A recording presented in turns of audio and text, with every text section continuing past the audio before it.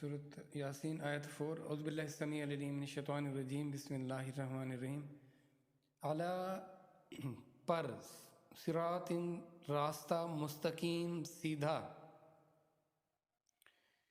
انسان کسی بھی منزل کی طرف جاتا ہے تو سب سے پہلے جو اس کا واسطہ پڑتا ہے وہ اس کا راستے سے واسطہ پڑتا ہوتا ہے۔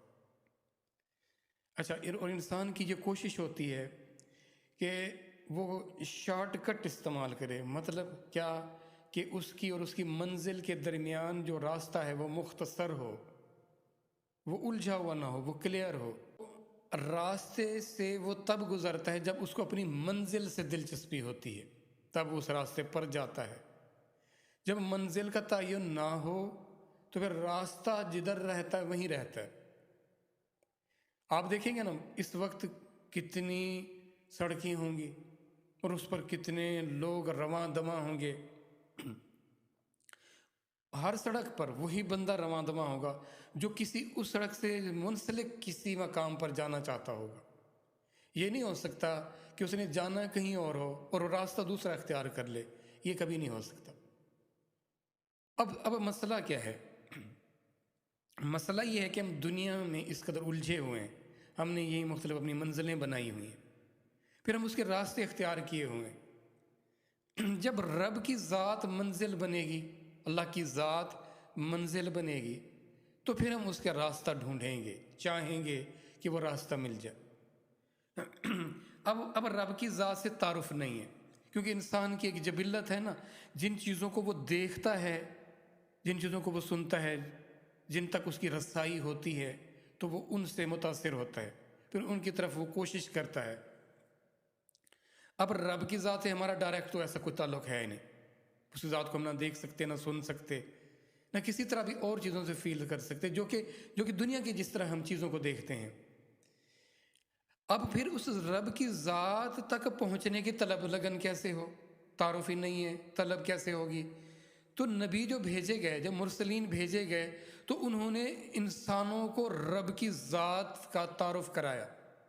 جب تعارف ہوا تو انسانوں میں وہ دلچسپی پیدا ہوئی، وہ لگن لگ گئی، اور وہ لگن جب لگی تو وہ پوچھتے تھے، بتایا جاتا تھا، پھر پوچھتے بھی تھے کہ ہم اپنے رب کو کیسے راضی کریں، کیا کریں کہ رب کی ذات مجھے مل جائے۔ تو اگر تم رب کی ذات کے متمنی ہو، اپنے رب سے ملنا چاہتے ہو، تم نے اپنے رب کو، اپنے اللہ کو اپنی منزل بنا لیا ہے، تو کوئی راستہ تو اختیار کرنا پڑے گا۔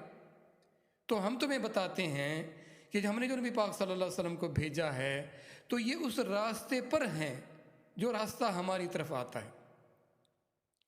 اب جو چاہتا ہے کہ اپنے رب سے ملے تو نبی پاک صلی اللہ علیہ وسلم کے راستے کی ان کی پیروی کرے، ان کے پیچھے پیچھے چل پڑے۔